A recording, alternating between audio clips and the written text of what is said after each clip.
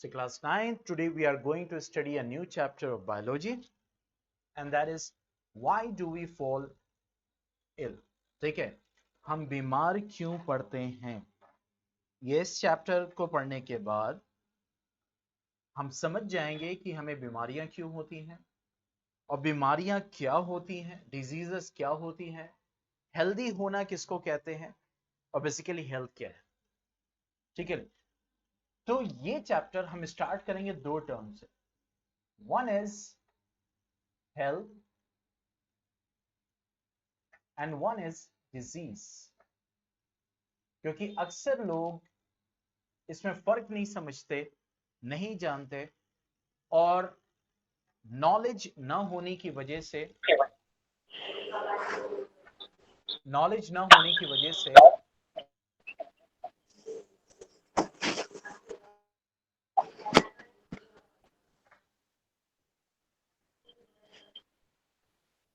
Yes, Priya, mute yourself.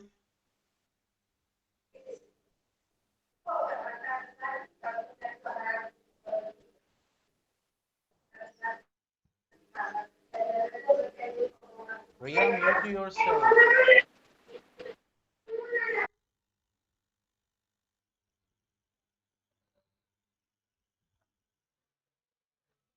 Okay, so पहले हम बात करेंगे हेल्थ की और उसके बाद बात करेंगे डिजीज की, और बहुत सारी चीजें इस चैप्टर में हम स्टडी करने वाले हैं। ऑब्वियसली ये चैप्टर बहुत ही ज्यादा क्लोज है हमारे प्रैक्टिकल लाइफ से और अक्सर हम इससे इंकाउंटर होते रहते हैं, तो बहुत अच्छे समझना जरूरी। ठीक है, हेल्थ बेसिकली किसको कहते हैं? अ कंप्लीट स्टेट, ठीक है,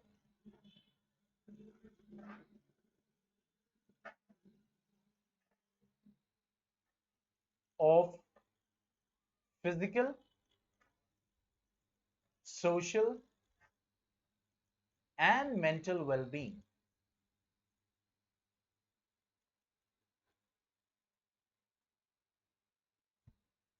ठीक है, इसको हेल्थ कहते हैं। Means a complete state of physical, social and mental wellbeing.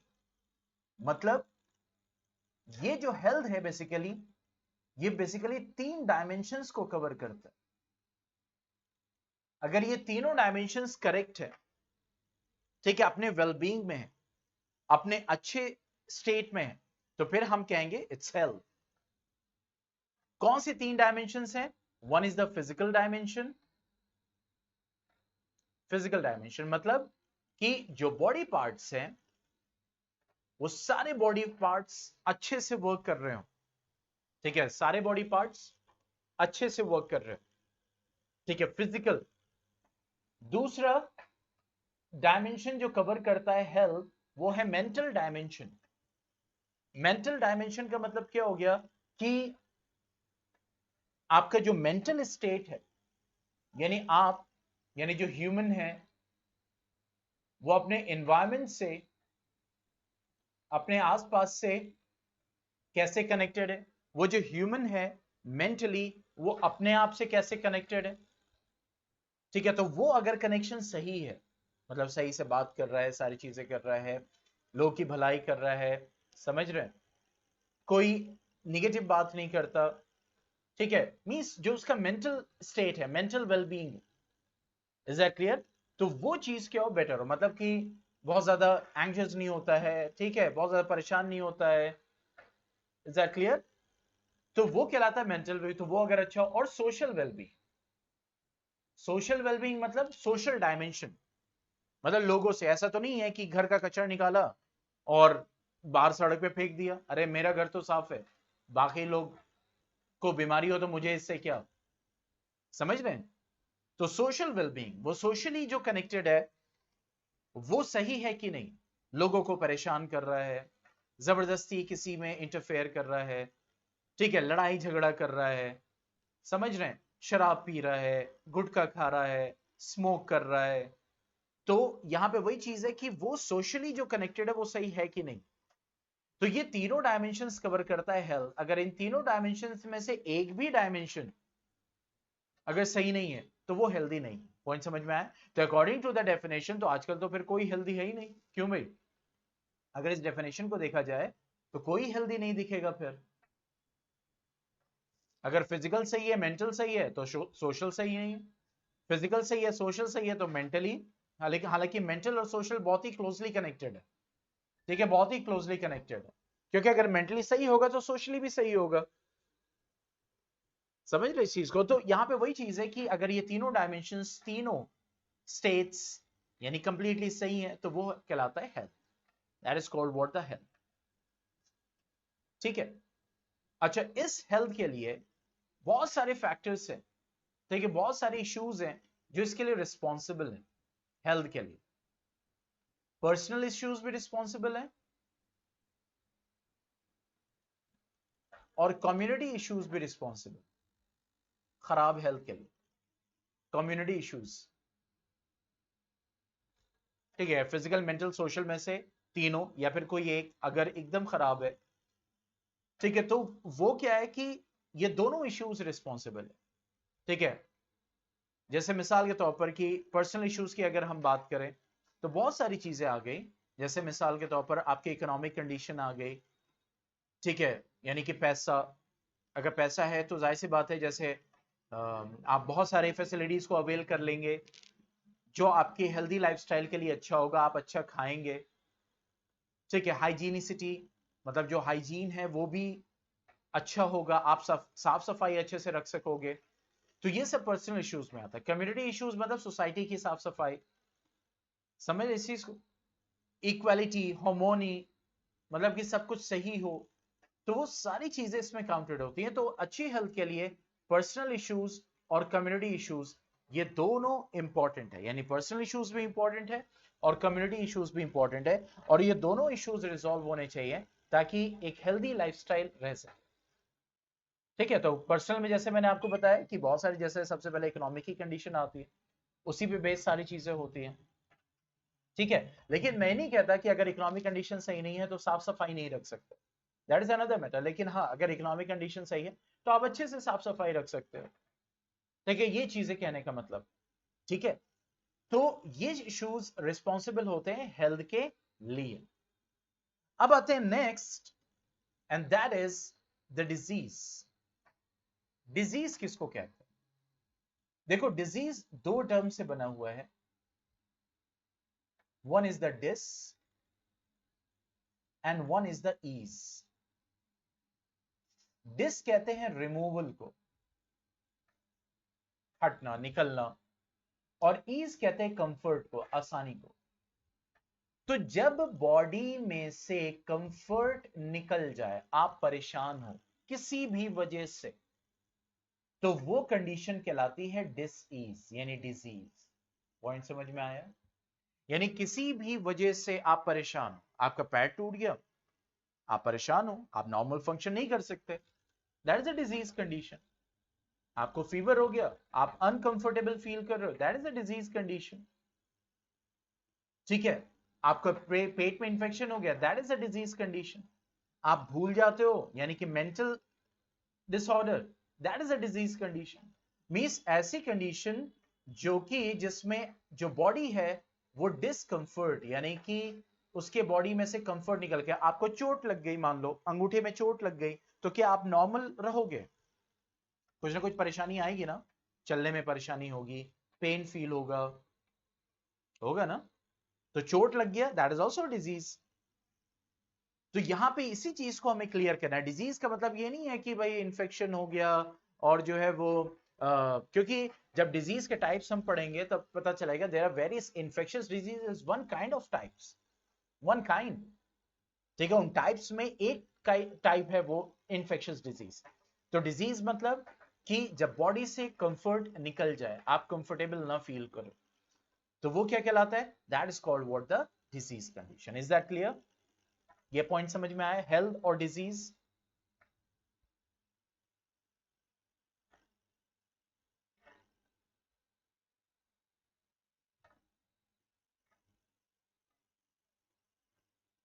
Yes, those who are live, Ryan, ठीक है।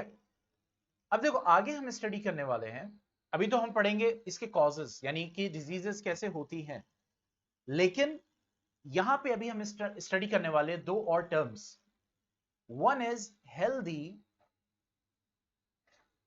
And one is disease free. और ये बहुत बड़ा एक मिसकॉन्सेप्शन है। लोग ये समझते हैं कि अगर कोई बीमारी नहीं है या हेल्दी अगर कोई है तो इसको कोई बीमारी नहीं है।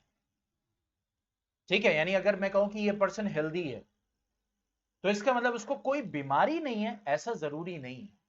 These are not two equivalent terms, यानी हेल्दी होना डिजीज फ्री होना बराबर नहीं है। पॉइंट समझ में आ रहा है?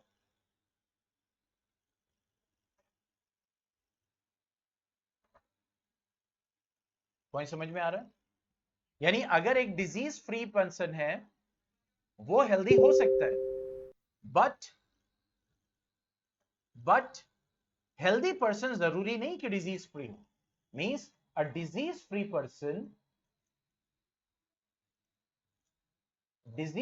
पर्सन कैन बी हेल्दी,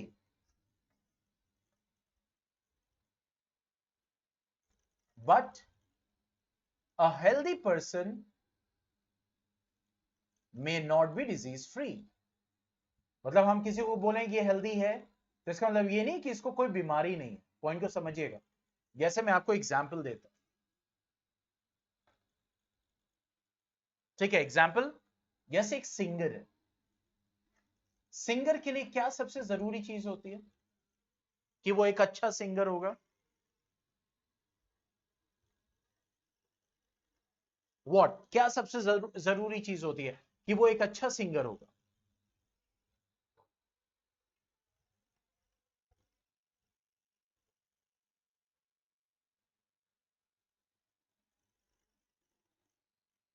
यानी आप कैसे बोलते हो कि ये अच्छा सिंगर है बुरा सिंगर है?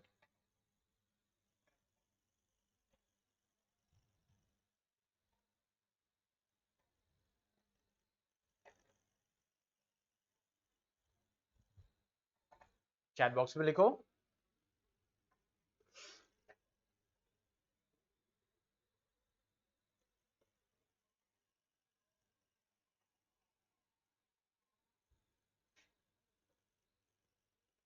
यस, मेरी आवाज आ रही है बेटा? आनी तो चाहिए, मास्टर स्क्रीन से वॉइस से। यस, यानी हम सिंगर को कैसे पहचानते हैं? वॉइस से। तो एक सिंगर जो है वो वॉइस से पहचाना जाता है अपनी। और उसके जो लंग, अब जाहिर सी बात है वो गाएगा कब? भाई गा कैसे सकता है? जब वो सांस छोड़ता है तो उसके वोकल कॉर्ड्स एंड ऑल ये सब इन्वॉल्व होते हैं ना उसमें। ठीक है, तो मान लो इस सिंगर को, बहुत पॉइंट्स बहुत अच्छे से समझना, ये जो आपका सिंगर है बेसिकली इसके लूज मोशंस हो गए, यानी पेट में इंफेक्शन हो गया, तो अभी इसको डिजीज है ना,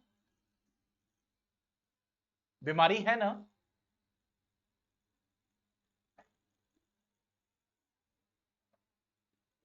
ठीक है, और ये सिंगर लूज मोशन में अच्छे से सिंग कर सकता है। क्यों? क्योंकि इसके जो लंग है वो गुड कंडीशन में है। तो हम ये कह सकते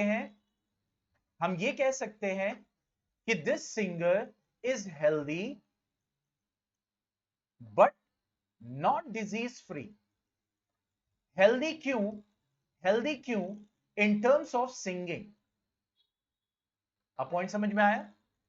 तो अगर कोई हेल्दी है तो वो डिजीज फ्री भी हो ऐसा जरूरी नहीं है। एक सिंगर है तो अगर वो गा सकता है तो हम ये कहेंगे he is healthy in terms of singing but not disease free. जैसे मिसाल के तौर पर कोई डांसर है, ठीक है, अब उसके मान लो जो है रिंग वर्म हो गया, दाद हो गया हैंड पे, हैंड पे दाद हो गया, ठीक है, रिंग वर्म। तो जाहिर सी बात है ये एक इन्फेक्शन है, इन्फेक्शन है, मतलब उसको डिजीज है। लेकिन उसके लेग्स एंड ऑल एवरीथिंग, उसकी डांसिंग पे कोई फर्क नहीं पड़ा, तो हम ये कहेंगे ये डांसर हेल्दी है बट डिजीज फ्री नहीं है। पॉइंट समझ में आ गया?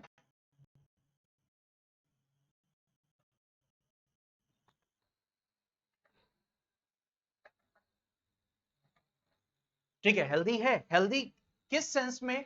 डांसिंग के सेंस में हेल्दी है, लेकिन डिजीज फ्री नहीं है। तो इसीलिए यह कहा जा रहा है कि हेल्दी होना, डिजीज फ्री होना एक टर्म नहीं है। एक इंसान डिजीज फ्री होके हेल्दी हो सकता है, लेकिन एक हेल्दी इंसान जरूरी नहीं है कि डिजीज फ्री हो। आई थिंक अब पॉइंट क्लियर हो गया होगा।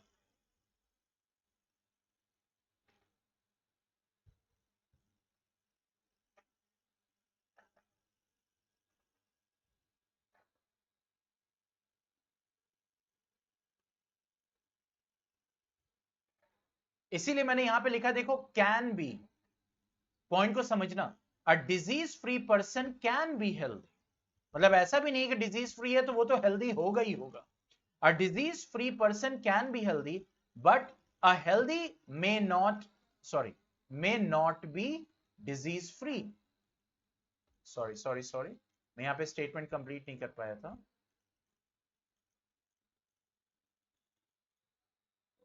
May not be disease free. ठीक है, मतलब एक हेल्दी पर्सन डिजीज फ्री हो सकता है या नहीं भी हो सकता है, समझ रहे हैं? और एक डिजीज फ्री पर्सन हेल्दी हो सकता है या नहीं भी हो सकता है। That was the summary. तो इसे लिखा जा रहा है, a disease free person can be healthy, but a healthy may not be disease free. तो इसीलिए यहां पे कैन बी और मे नॉट बी टर्म लगाया गया है। ये नहीं कहा गया है a disease free person will always be healthy और a healthy person will always be disease free, ऐसा नहीं बोला गया। ठीक है, तो अगर मुझे डिजीज फ्री और हेल्दी में डिफरेंस लिखना हो, sorry,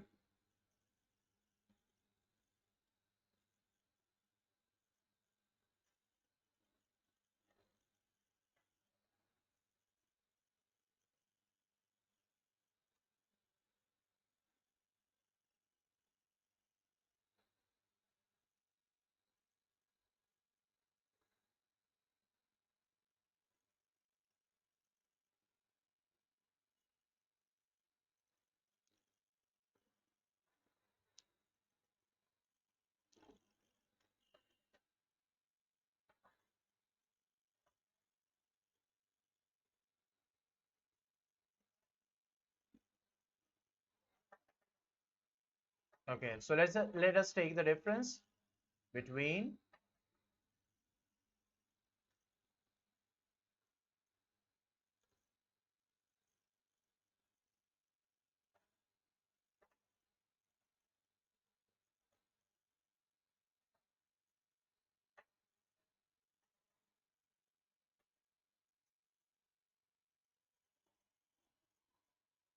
okay, so let us take the difference between disease free and a healthy person। तो यहां पे अब हमें पता लग गया कि एक हेल्दी पर्सन जरूरी नहीं कि डिजीज फ्री हो, या डिजीज फ्री पर्सन जरूरी नहीं कि हेल्दी हो। Is that clear? तो डिजीज फ्री को अगर हम देखें, so basically what is that? It is the state of, is the state of absence of, disease free मतलब it is the state of absence of any discomfort, यानी कोई भी discomfort ना हो। समझ रहे? यानी कोई भी डिस्कंफर्ट, कोई भी परेशानी, ये सारी चीजें ना हो, यानी बॉडी अच्छे से फंक्शन कर रही हो। और बेसिकली क्या है हेल्दी होना? क्या है कि is the state of physical, social and mental wellbeing. Mental wellbeing, is that clear? तो ये डिफरेंस है, ये डिफरेंस है किसमें? That is the disease free and healthy. ठीक है, डिसीज फ्री बेसिकली एक इंडिविजुअल को रिप्रेजेंट करता है, मतलब डिजीज फ्री बेसिकली एक इंडिविजुअल को रिप्रेजेंट करता है। लेकिन हेल्दी होना, it is not necessary a individual, जरूरी नहीं है, हो सकता है हेल्दी होना, आप बोल सकते हो किसी इंडिविजुअल को, not necessary an individual but may be a community. ठीक है, आप एक कम्युनिटी को भी बोल सकते हैं।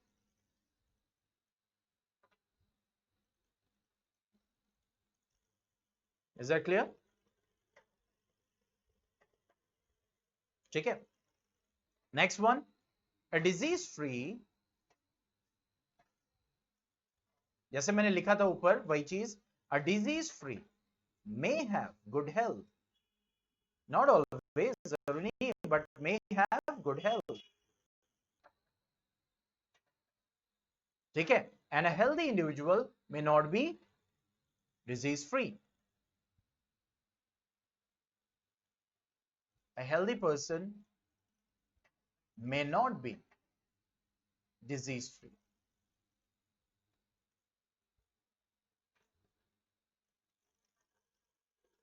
तीनों पॉइंट्स क्लियर हैं बच्चों? तीनों पॉइंट्स क्लियर हैं?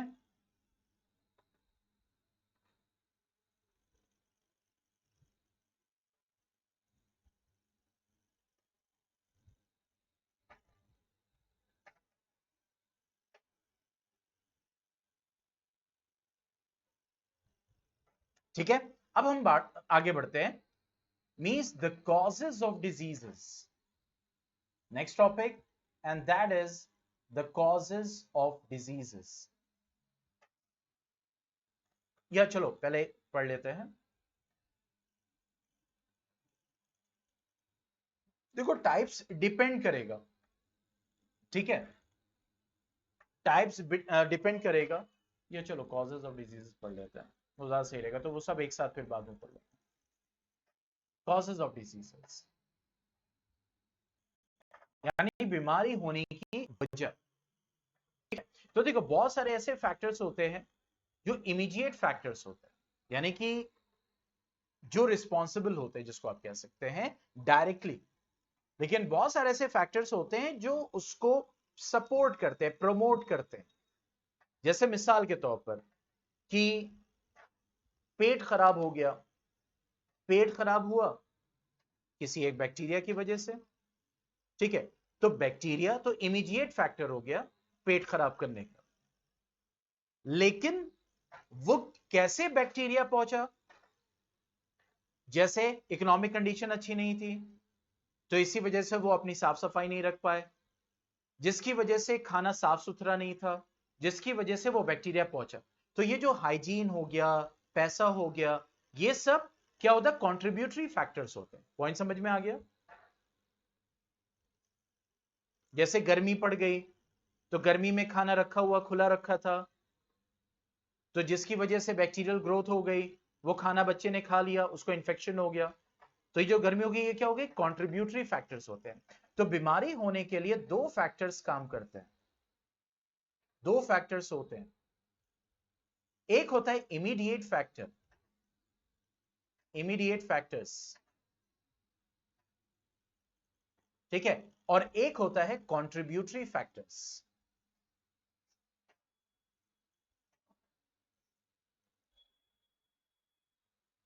ठीक है, एक होता है इमीडिएट फैक्टर और एक होता है contributory factor. Wait a second, there is one message. Okay,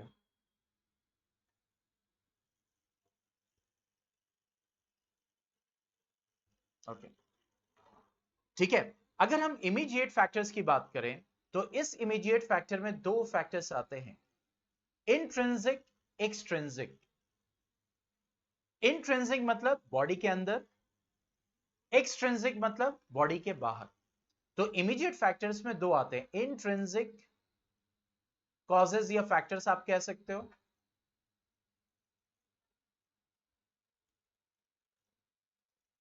और एक्सट्रिंसिक मतलब वो फैक्टर्स जो बॉडी के बाहर, intrinsic factors and extrinsic factors.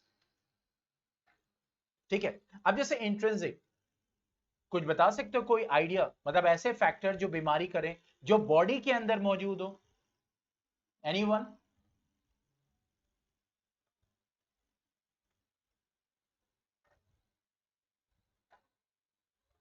यानी ऐसे फैक्टर्स जो बॉडी के अंदर हो, जो बीमारी कर रहे हो, या बीमारी डिजीज कंडीशन पैदा कर रहे हो, डिस्कंफर्ट कंडीशन पैदा कर रहे हो। जैसे अगर हम कहें, देखो, that is mall functioning of body parts, यानी कि कोई बॉडी पार्ट नहीं, वेस्ट फूड, फूड तो बाहर का हो जाएगा ना, फूड तो आप बाहर से लोगे, अंदर बॉडी के अंदर हो, वो फैक्टर अंदर हो, वो बाहर नहीं निकलता।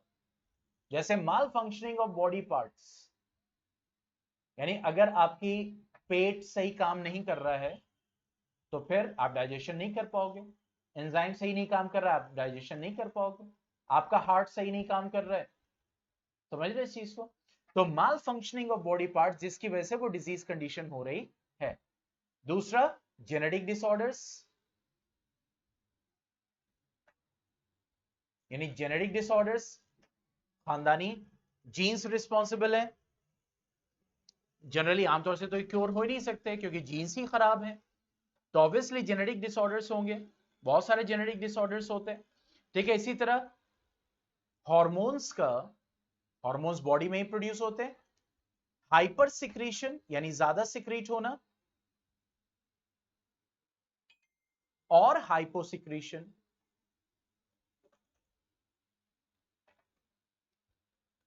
ठीक है, यानी या तो हॉर्मोन्स कम होंगे तब भी बीमारी होगी, अगर हार्मोन ज्यादा सिक्रीट होंगे तब भी बीमारी होगी। यानी कि हाइपर सिक्रीशन और हाइपोसिक्रीशन दोनों केसेस में क्या होगा कि आपको क्या होगा, बीमारी। तो हार्मोन्स बॉडी के अंदर ही होते हैं, तो इन हार्मोन्स की वजह से बीमारी हो रही है, डिजीज कंडीशन हो रही है, तो ये भी इंट्रिंसिक फैक्टर हो जाएगा।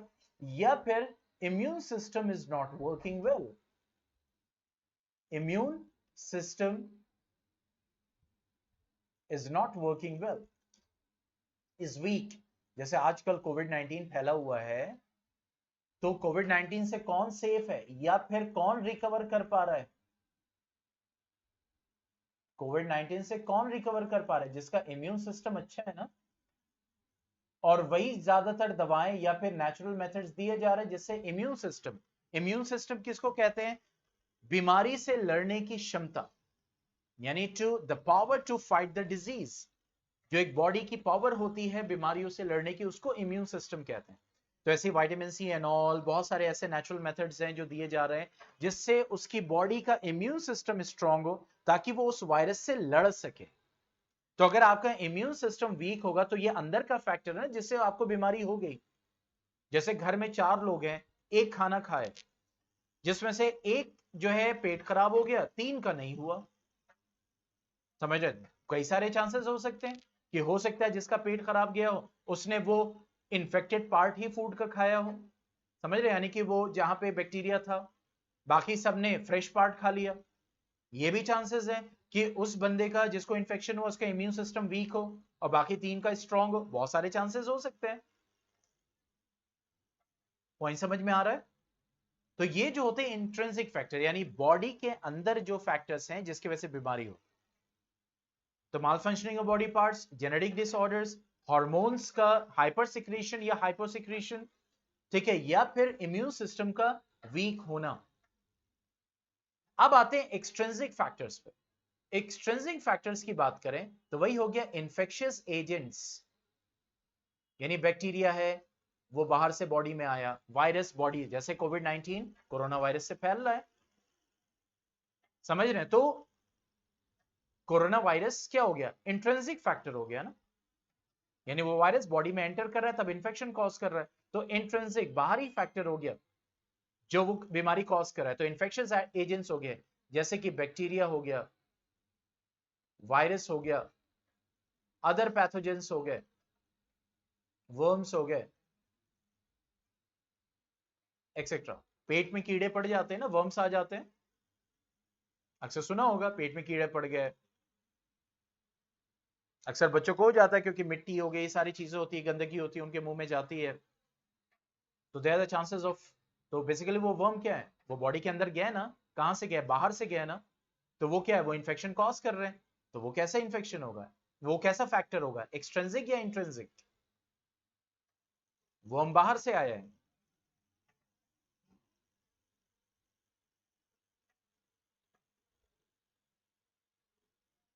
कैसा होगा, एक्सट्रिंसिक या इंट्रिंसिक?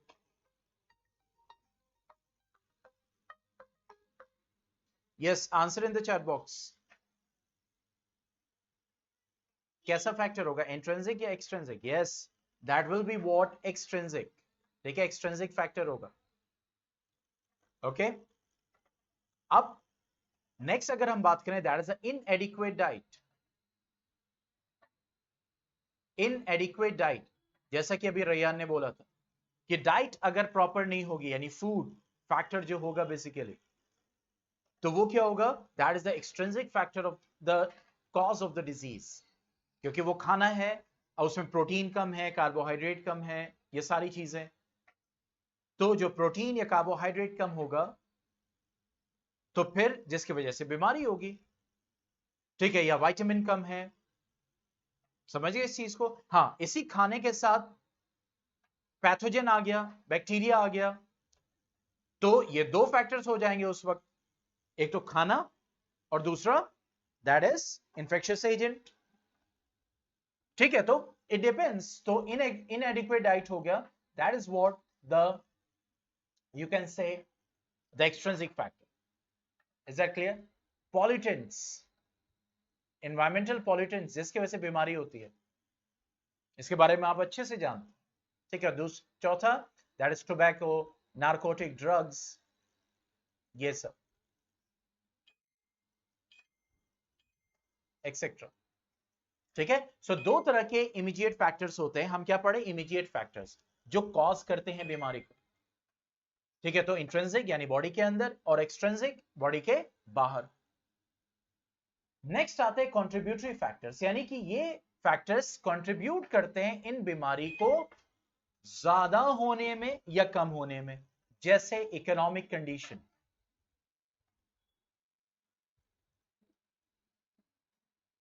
ठीक है, हाइजीन एक्सेट्रा। समझ गए इस चीज को? तो ये क्या कहलाते हैं, कंट्रीब्यूटरी। और फिजिकल कंडीशन और भी, टेम्परेचर हो गया, ठीक है, एवरीथिंग मींस कि इन्वायरमेंटल फैक्टर्स हो गए, और आपका हाइजीन हो गया, इकोनॉमिक कंडीशन होगी, ये सब क्या करेंगे, कंट्रीब्यूट करेंगे, और इमीडिएट फैक्टर को या तो सपोर्ट या तो सप्रेस करेंगे ताकि वो बीमारी ना हो। आप समझ में आ गया?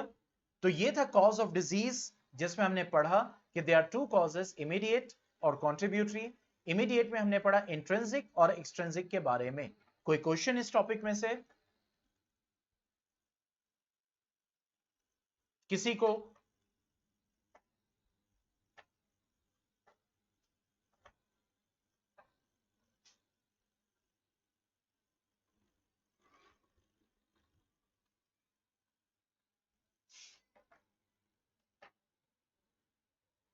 Anyone?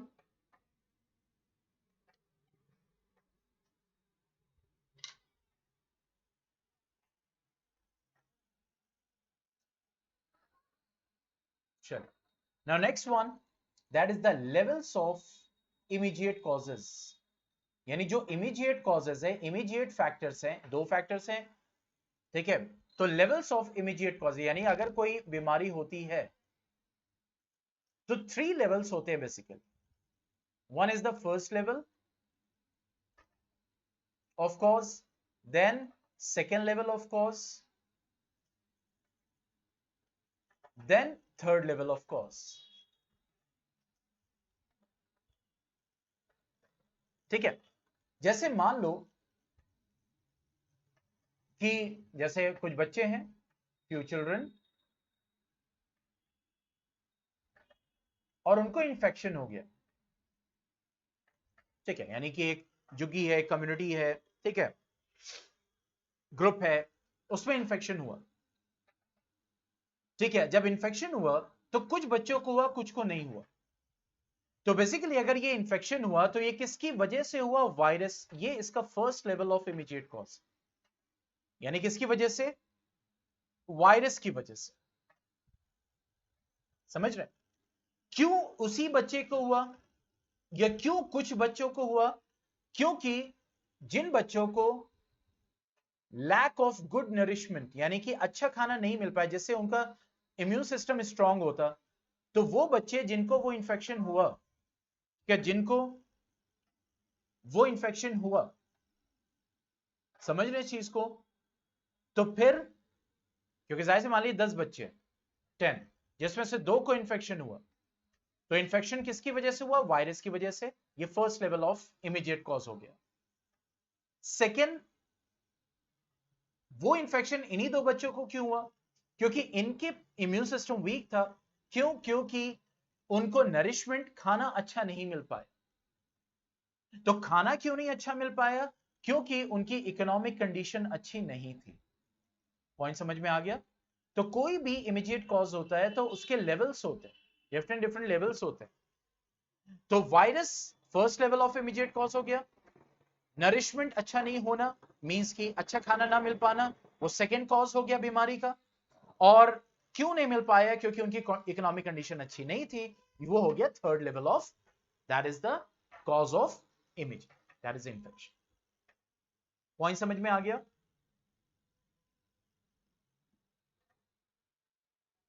First level, second level, third level, कोई कंफ्यूजन, कुछ पूछना है इसमें किसी को?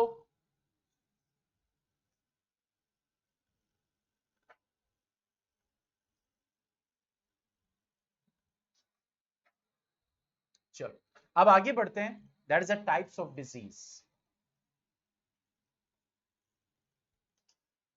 टाइप्स ऑफ डिजीज में हम 3 कैटेगरीज स्टडी करेंगे बेसिकली, यानी टाइप्स ऑफ डिजीज हम ये देखेंगे ड्यूरेशन के अकॉर्डिंग, यानी वो बीमारी जो लंबी चले, जो छोटी चले, यानी कम कम दिन में सही हो जाए, वो बीमारी जो बचपन से हो, ठीक है, ये सारी कैटेगरीज हम स्टडी करेंगे। यहां पे जो हम स्टडी कर रहे हैं that is on the basis कि वो बीमारी फैलती है या नहीं फैलती, मींस इन्फेक्शियस डिजीज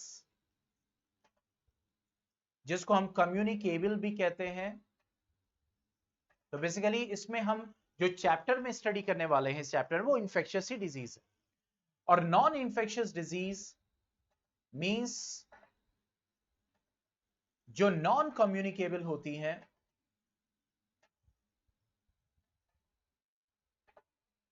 ठीक है, नॉन कम्युनिकेबल होती हैं, ठीक है, मींस फैलती नहीं है। तो इस चैप्टर में हम क्या पढ़ने वाले हैं, इन्फेक्शियस डिजीज के बारे में, कम्युनिकेबल डिजीज के, means that spread from infectious person to healthy person.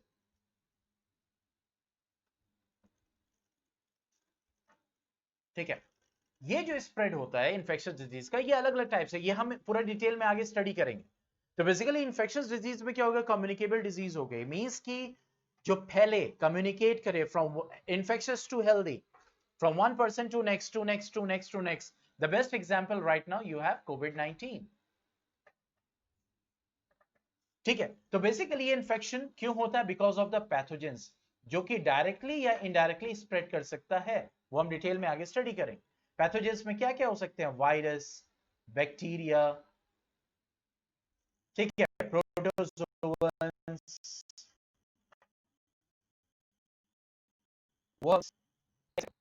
ये सब, ठीक है। नॉन इन्फेक्शियस में बहुत टाइप्स आते हैं। नॉन इन्फेक्शियस में फिजिकल डिजीज आती है, मैंने जैसे बताया आपको fracture and all. Non infectious में मेंटल डिजीज, ऐसी बात है, मेंटल है, अब कोई है, आप जाके बराबर में बैठ जाओगे, अब थोड़ी आप मेंटल हो जाओगे, हो जाएगा, मेंटल डिजीज आती है, बहुत सारे, स्किज़ोफ्रेनिया होता है, ठीक है, बहुत सारी मेंटल डिजीज होती है, नॉन इन्फेक्शियस डिजीज में आती है। इसी तरह से हम बात करें मींस जेनेटिक डिजीज, ये भी नॉन इन्फेक्शियस डिजीज होती है, ये सब के सब नॉन इन्फेक्शियस में आती है, यानी फिजिकल डिजीज, फ्रैक्चर होना, चोट लगना, ये फिजिकल डिजीज है, ठीक है। मेंटल डिजीज, उसके बाद आपके आते हैं मींस डाइट्स की वजह से, ठीक है, न्यूट्रिएंट डिसऑर्डर, डेफिशिएंसी जिसको बोलते हैं, ठीक है, न्यूट्रिएंट डेफिशिएंसी, विटामिन की कमी, प्रोटीन की कमी, जिसको हम कह सकते हैं न्यूट्रिशनल डिजीज,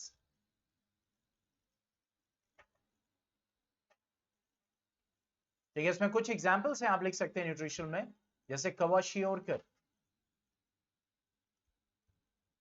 मरासमस, नाम बस याद रखें। अभी हम पढ़ेंगे विटामिन्स के बारे में भी, कौन से विटामिन से कौन सी, ठीक है। क्वाशियोरकर हो गया, मरासमस हो गया, ठीक है। और विटामिन डेफिशिएंसी भी होती है, वो हम आगे स्टडी करेंगे, वो भी न्यूट्रिशनल डेफिशिएंसी में आएंगे, न्यूट्रिशनल डिजीज में आएंगे। Is that clear? Genetic disease जैसे आपके नाइट ब्लाइंडनेस हो गई,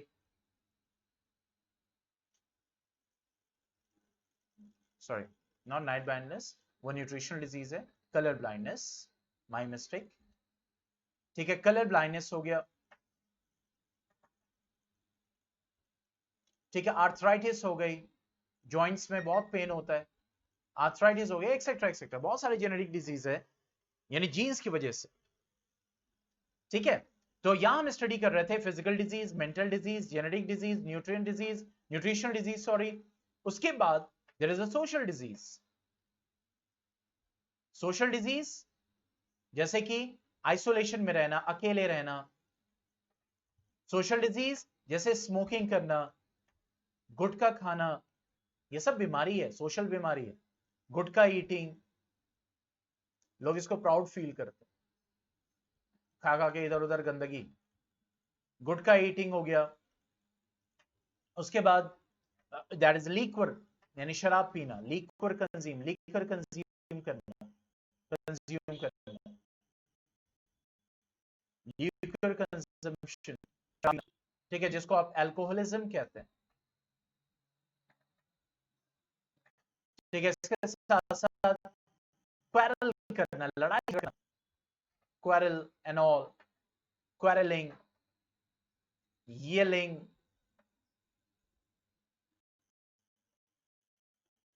एक्सेट्रा एक्सेट्रा, ये सब सोशल। तो देखो आज हमने इन्फेक्शियस, नॉन इन्फेक्शियस, इन्फेक्शियस तो हमें पता है, इसको हम आप पूरा चैप्टर ही इसी के ऊपर है, ठीक है। नॉन इन्फेक्शियस में सोशल डिजीज हो गई, फिजिकल डिजीज हो गई, मेंटल डिजीज हो गई, जेनेटिक डिजीज हो गई और न्यूट्रिशनल डिजीज हो गई। न्यूट्रिशनल डिजीज में अभी हम आगे स्टडी करेंगे मींस विटामिन के बारे में, ठीक है। तो अभी मैं बताऊंगा कौन से विटामिन की वजह से आप कह सकते हैं कि कौन सी बीमारी होती है, किस विटामिन की डेफिशिएंसी से कौन सी बीमारी होती है, ये सब हम स्टडी करेंगे, बट इन नेक्स्ट क्लास, ठीक है। Is that clear? तो आगे अभी हम स्टडी करेंगे एक्यूट डिजीज, क्रॉनिक डिजीज, ठीक है, कॉन्जेनाइटल एंड एक्वायर्ड, ये सब कुछ। तो यहां तक आप अच्छे से रिवीजन कीजिए, जो क्विज है वो शाम में जाएगा, ठीक है। वीडियो असाइनमेंट्स भी शामी में अपलोड होंगे, because I have to go somewhere. और अभी जो है आपका लेक्चर अपलोड हो जाएगा फौरन, और आपकी अटेंडेंस लग जाएगी। तो छोड़िएगा मत क्लास, अभी मीटिंग को छोड़िएगा मत, और अच्छे से लेक्चर को देखिए, रिवीजन कीजिए जितने पॉइंट्स बताए गए हैं। और वैसे भी ये फर्स्ट लेक्चर हर लेक्चर का पब्लिक होता है, तो you can share with your friends, आप अपने फ्रेंड्स से शेयर कर सकते हैं कि see the lecture, see the quality of the lecture. If you want to join and also you may join, you can ask from your side, if they will if they are willing then they can join, उनका भी फायदा हो सकता है, ठीक है। तो ये आप शेयर कर सकते हैं अपने लोगों को, अपने दोस्तों को, अपने फ्रेंड्स को। Is that clear?